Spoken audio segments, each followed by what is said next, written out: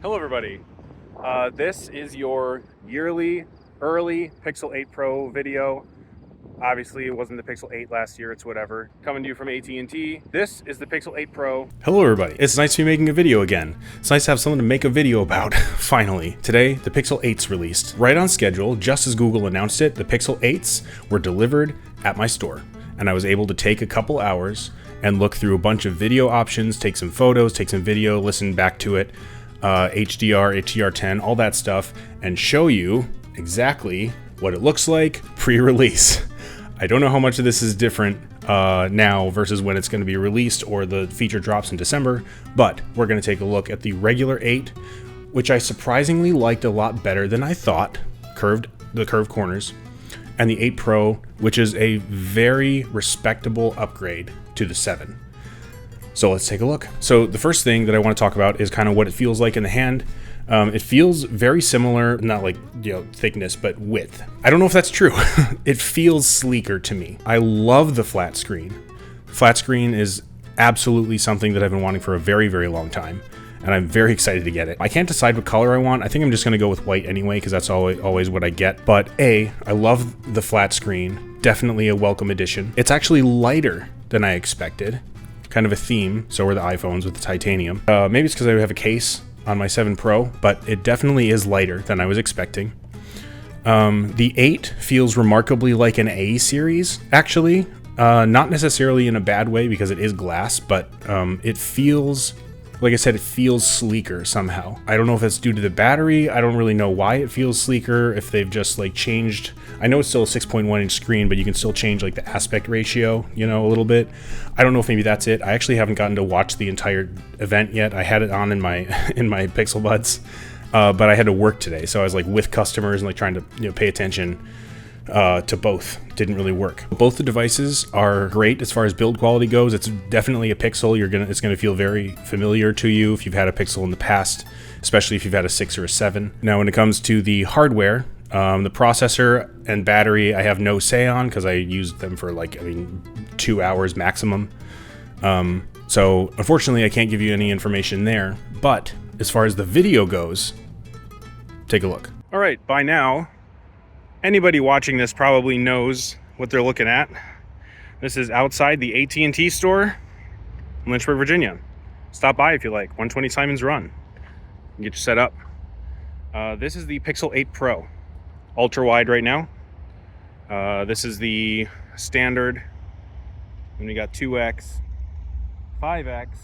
Ooh, did you see that transition? That was really good. It was much slower on the 6 and the 7, going from their digital to the actual lens, and then we've got up to 20 right here. We got the standard stabilization. Keep in mind that no app updates have happened on this phone yet, so this is probably pre-release software, but I mean I'm walking actually pretty I'm not trying to be stable here, and that looks really nice. This is, I believe, shooting in HDR. I'm going to shoot without HDR as well. Really good. Really great shot of the sun there. It's not blowing it out at all. Just to compare, but colors are looking good. A little bit oversaturated, at least on this screen. The screen's not actually getting dim at all, and obviously, I mean, the sun's coming from that direction, so that's usually, on the 6 Pro, it'd be probably getting kind of dim by now, since the cooling was so bad. But looks really good so far. Speech enhancement obviously is turned on as well. 30 frames per second, 4K. So let's test the front camera. Just like the back camera, this is the front camera. You got your 1x and your 1.4x zoom, and then it goes all the way up to 4x. Looks really good to me. The screen's staying nice and bright even in this direct sunlight up here. It's 4:30 p.m. like I said before. It looks really good. Let me know how it sounds. Just like the back camera, this is 4K, 30 frames per second with speech enhancement turned on. No HDR10 right now. I'll do that in a second. But I mean, this is a pretty loud area. We got, obviously got a big parking lot. We got trucks all going on up here. We're right next to an airport. This is facing the sun right now, obviously. Let me know how it looks. Are you impressed? Are you not impressed? For a $1,000 phone, I mean, this is the equivalent to the iPhone 15 Pro Max and the Galaxy S23 Ultra, soon to be S24 Ultra. Both of those, assuming Samsung doesn't raise their prices. They're playing. Let me know if you can hear the plane or if it's drowning me out. Both of those are $1,200 phones. This is a $1,000 phone. Obviously, you got all the pixely stuff, the Google stuff. You guys know about that. But let me know how this looks. Let me know how it sounds. I'll take some photos as well. So I think, watching back, that this video is going to be a real up-and-coming feature for this phone. It doesn't look strikingly different to me than the 7 Pro. It does zoom a lot smoother. It does transition between lenses a lot smoother. It doesn't get that like blurry thing where it can't decide whether it wants to do like digital zoom or physical zoom. So that's really, really good. Photos looked great as well. And I showed my assistant manager at AT&T. He was like, "That's not that good. I can do that." And took out his iPhone. He was like, "Okay, actually my iPhone looks like trash." That's really impressive for that shot of Old Navy that I'll show here in a second. Definitely a welcome upgrade. I don't know if this is going to be the phone to blow iPhone out of the water. Again, I only had it for a maximum of an hour or two. Like I do have an iPhone comparison video that I'm going to show you. All right, so the next thing I want to do with the Pixel 8 Pro is compare with the iPhone 14 Pro Max. Sorry, I don't have a 15 yet. I'm not that rich. Video. I'm going to put it in the same, harsh lighting, same, Christopher Nolan thing. And then I want to see how the iPhone handles audio and video compared to the Pixel 8 Pro. Obviously, you guys know I prefer the Pixel at this point. I'm a Pixel guy, I'm a Google guy. I have an iPhone for work, which is nice, but I obviously prefer Pixel. So let me know how this is looking. Let me know how it's sounding. Bonus to the Pixel, not just this year actually, but in general, you can zoom on the selfie camera.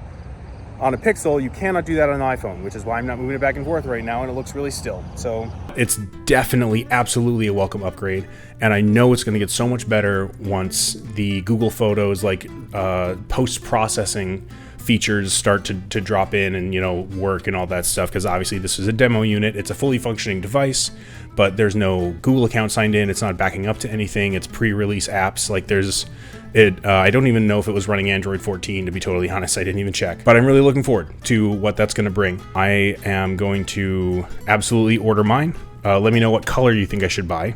Should I go boring and keep it white, or should I get another color? That's about it. Keeping it simple. Nothing too major. Thanks for watching. Share if you don't mind. Use the link in the description if you want to save a lot of money and switch over to Mint Mobile. It's great service. I've traveled the country with T-Mobile, and I've almost never had issues, especially since you're going to be paying probably a third of what you were paying in the past. If you have AT&T, that's also where I work, so I also have an affiliate link there. I get credit for whatever you upgrade or move. If you move to AT&T, I get credit for that. So please that helps me out. Share if you don't mind. Tag me on Twitter. I'm on Twitter all the time. And then let me know if I can help you get a Pixel.